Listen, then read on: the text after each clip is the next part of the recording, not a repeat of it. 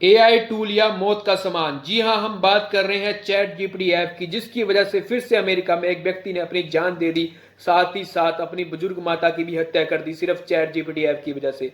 पहले आपने देखा होगा अमेरिका में एक एडम नाम का बच्चा जो अपनी जान दे देता है सिर्फ चैट जीपीटी ऐप की वजह से। और अब अमेरिका से फिर से नया मामला सामने आया है, जहां पर एरिक सोनबर्ग नाम का व्यक्ति जो है काफी लंबे समय से बीमार था, और उसकी बीमारी का कारण था उसका अकेलापन। और ऐसे अकेलेपन में वो है जो चैट जीपीटी का सहारा लेता है, दिन रात उससे बातें किया करता है, अपने आप को कमरे में बंद कर लेता है और जो है घंटों उससे बातें किया करता है। और जो चैट जीपीटी है उसकी हाँ में हाँ मिलाता है, कहीं ना कहीं उसकी जो मेंटल हेल्थ है उसको एक सर्टिफिकेट देता है, एक मशीनरी सर्टिफिकेट देती है कि तुम सही हो, जो कर रहे हो सही कर रहे हो। लगातार वो हर किसी पे शक किया करता था, अपनी माँ पे शक किया करता था, अपनी गर्लफ्रेंड पे शक किया करता था, जिसकी वजह से उसकी जो मेंटल हेल्थ है और ज्यादा डिस्टर्ब होने लगी। उसने अपने फ्रेंड रिश्तेदार सबसे बातें करना बंद कर दिया था, अपने घर में अपने आप को कैद कर लिया था। उसके पास पैसे की कोई कमी नहीं थी, लेकिन वो घर से बाहर नहीं निकलता था, कुछ भी घर का सामान मंगाना हो ऑर्डर करके मंगाता था, और घंटों जो है चैट जीपीटी से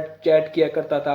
उसे हर रात हर किसी पर शक होता था, और जो है चैट जीपीटी से वो बात करता था, और चैट जीपीटी उसे हाँ में हाँ मिलाया करता था। और जो उसकी मेंटल हेल्थ का सबसे बड़ा कारण था, उसकी बीवी, जिससे उसकी शादी जो है 20 साल चलती है, उसके बाद उसका तलाक हो जाता है।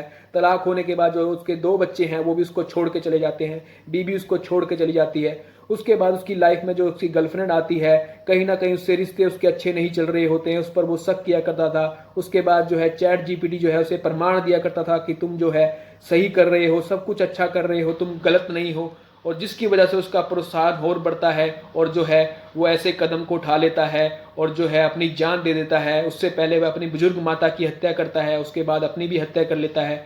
और उसके बाद जब जांच पड़ताल होती है, चैट जीपीटी की चैट सामने आती है, पुलिस को पता लगता है और बताया जाता है कि जो उसकी चैट सामने आई उसमें निकला है कि जिसकी वजह से उसने अपनी जान दे दी, उस चैट में जो सामने आता है उसे पता लगता है कि कहीं ना कहीं वो चैट जीपीटी है उसे प्रोत्साहित करता है, कहीं ना कहीं सुसाइड के लिए प्रोत्साहित करता है, उसकी हाँ में हाँ मिलाता है, जिस वजह से अपनी जान दे देता है। तो कहीं ना कहीं कहने का विषय ये है कि कंपनी की कोई ना कोई रिस्पॉन्सिबिलिटी होनी चाहिए। जब आप ऐसी मशीनरी को डेवलप करते हैं, ऐसे सॉफ्टवेयर को डेवलप करते हैं, तो आपके अंदर कोई क्राइटेरिया, कोई गाइडलाइंस होनी चाहिए कि आपको क्या डायरेक्शन देनी है, आपको क्या बताना है, क्या गलत है क्या सही है, कोई इसका मिसयूज ना करे। तो आपकी कोई ना कोई रिस्पॉन्सिबिलिटी बनती है, जिम्मेवारी बनती है।